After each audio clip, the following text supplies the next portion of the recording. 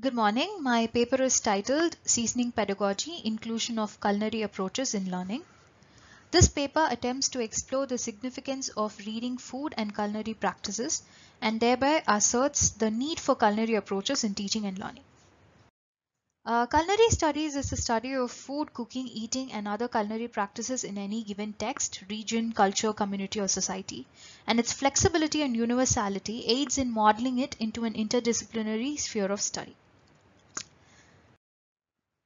Food is never merely a tool that satiates hunger in any given context or setting.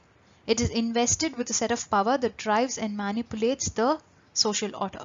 Thus, a theoretical understanding of the centrality of food in everyday lives would assist the students in developing fresh perspectives while observing the world and promotes inclusiveness. Further, it becomes important to note what the purpose of education is in today's world, wherein we witness the coexistence of diverse cultures and practices. Education goes beyond learning new facts and concepts. Educational systems need to focus on instilling sensitivity and empathy while approaching global topics. Hence, education functions as a means of offering alternative perspectives for students to understand, view, and approach the world. So the question is, why food? What makes food or cuisine so important in our discussion is that it is the most basic entity in our daily lives. It's an area wherein our creativity and diversity are translated very clearly. Culinary devices and themes, though sidelined in mainstream pedagogy, is a persuasive technique of verbalizing issues and working towards the resolution of the same. It not only grabs the attention of people due to its universality, but also proves to be effective in filling the subaltern silences.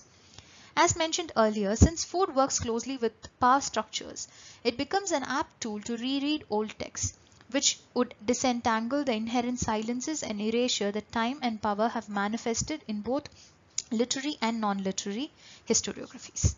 Hence, a culinary approach towards studying these texts could offer a chance at tracing new strands of narratives that were previously unavailable. So, through this method, it is possible for students and teachers to revision culture, tradition, history, economics, literature, and also education at large. Now, what this paves way for could be inclusiveness, the need to be inclusive of various opinions and cultural practices. What works as the foundation of culinary studies is the exchange of culinary knowledge that is ancestral, cultural, economic, and social. In addition, it also evaluates the influence and effect various other factors have on food, cooking, and eating experiences. Some of the factors being nationality, ethnicity, religion, gender, class, caste, politics, and progress.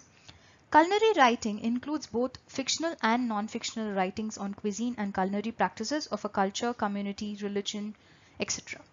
It explores the various facets of preparation, cooking, distribution, and consumption of food to identify a narrative that distinctly clarifies the importance of food in a person's life.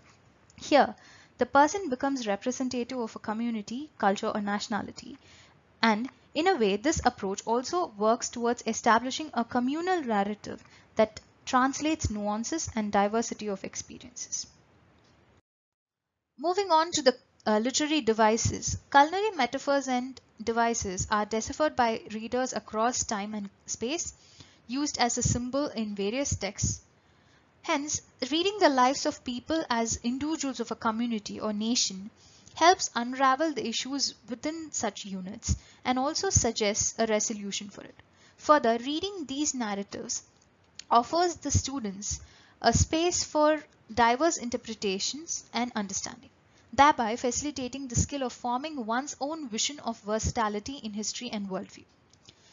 Such a multitude of interpretations is what makes it a field that needs to be studied. By introducing a culinary approach in learning, we could materialize the need for personalized opinions instead of mass communicated propagandas that are most often biased in who they benefit.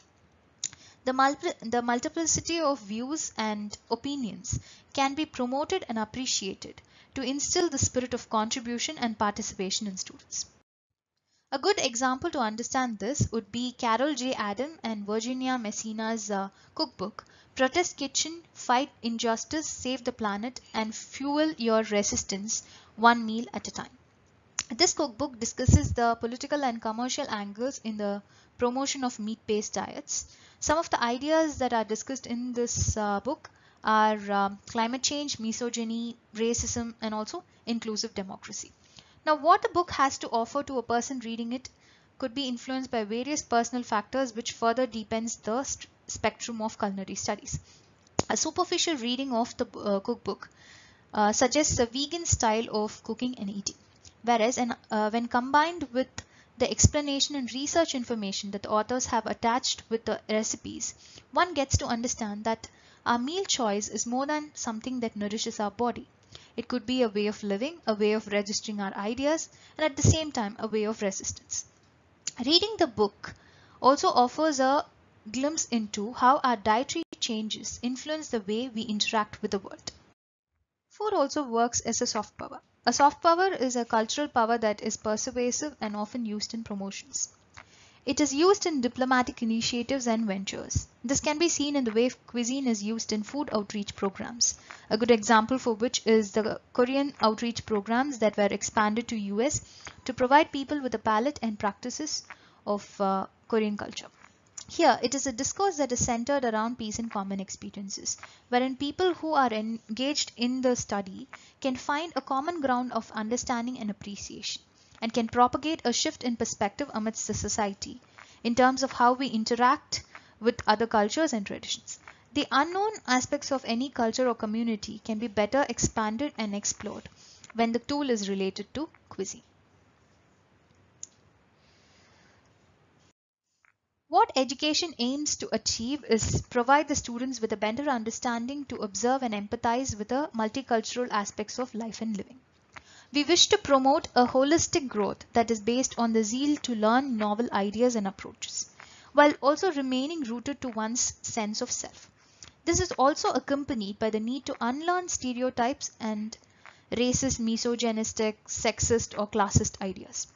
Through culinary themes and devices, students would be given an opportunity to do both of these. Daniel Stone's book, The Food Explorer, The True Adventures of the Globe-Trotting Botanist Who Transformed What America Eats, is a text that focuses on the development of what we call the present-day American cuisine by following the adventures of David Fairchild. This book offers a glimpse into the way crops were brought in, multiplied, and have evolved in the American land. A study of the same would help today's youth to understand that an American culinary experience is actually a culmination and inclusion of various cultures and their ingredients. Cuisine also could be used to record the idea of rebellion and dissent by fracturing the culinary structure or by articulating the taboo pertaining to a gastronomy in a given culture. Cookbooks connects generations, especially in presenting female agency and feminine traditions, wherein the silence in the mainstream narratives can be replaced by female voices and narratives. It functions as a tool of self-expression, irrespective of whether a text is a fictional or a non-fictional one. Cuisine is an area that is most receptive to influences and changes, and reveals more about a culture or nation than history books do. Culinary writing also work as alternative narratives of the oppressed communities and of war-torn areas, revealing details that the mainstream narrative evade or fail to register. Culinary writing from the immigrant community of a nation could work well with the literary techniques, triggering memories and paving way for nostalgic flashbacks.